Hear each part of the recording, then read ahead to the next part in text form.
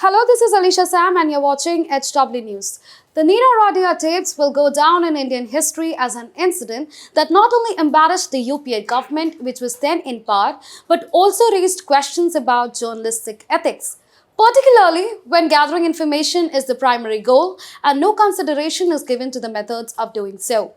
These tapes, which were made between 2007 and 2009, contained 5,000 discussions between lobbyist turned entrepreneur Niira Radia and her clients, who included eminent businessmen and politicians, as well as rumors with senior journalists who also appeared to be acting as a conduit for information. The case was being investigated by the Central Bureau of Investigation (CBI).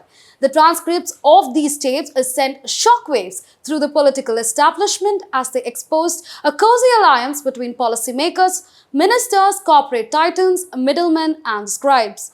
The Radia tapes raised many issues. According to Manu Joseph, former editor-in-chief of Open magazine, which initially published the tapes, said, "It showed us how lobbying is done, how this country is run, how things function." Now, in a very recent development in this case, the CBI has given clean chit to Niira Radia. The CBI had initiated 14 preliminary inquiries to probe the contents of the 8,000-odd phone conversations taped by the Income Tax Department as a part of an inquiry over a decade ago. Now, all 14 PEs have been closed and no case was made out of it. In this video, let's revisit the controversy, the India's version of Watergate scandal. But before that, if you're watching this video on Facebook, please like and share this video. If you're watching it on YouTube, please like and subscribe our channel. Some of the most prominent businessmen, journalists, and a PR expert were at the center of this controversy because they appeared to be lobbying for a compromise between the DMK and Congress, with A. Raja serving as the telecom minister following the general elections in 2009.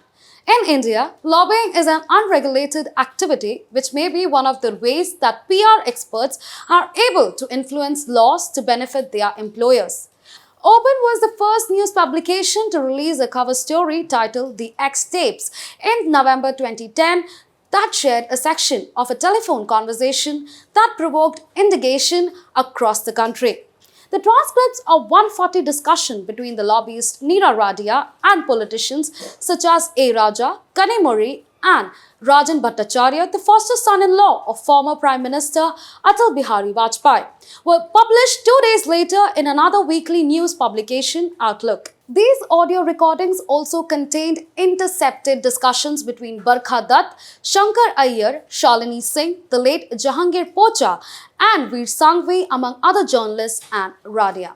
Now, Outlook magazine says the tapes pertain to the time the United Progressive Alliance was voted back to power in May 2009 and Prime Minister Manmohan Singh was deciding on his new cabinet amid murmurs of an alleged scam in the allotment of second-generation 2G telecom spectrum or airwaves. It is clear the tapes, shine a greasy mirror on the interplay between government and big business, with the media at the end of the frame at the time Manmohan Singh was forming his cabinet. The magazine said on its website, in one of the conversations, Radia is purportedly heard telling Tarun Das, then chief mentor of the Confederation of Indian Industry (CII), that DMK chief M. Karunanidhi was insistent party member Raja retain his portfolio despite questions over the manner in which airwaves were allotted to telecom firms. The Income Tax Department taped this discussion, commonly known as the Radia tapes, over the course of 300 days from 2007 to 2009. Also, in August 2012, Ratan Tata had asked the Supreme Court for a copy of the report submitted by the government explaining how the tapes, the controversy which later came to be known as the Radia tapes, were leaked. Ratan Tata's conversation with Niira Radia were among those carried by the media in 2010. He then took to the government to court, arguing that the release of the tapes amounted to infringement on his right to privacy.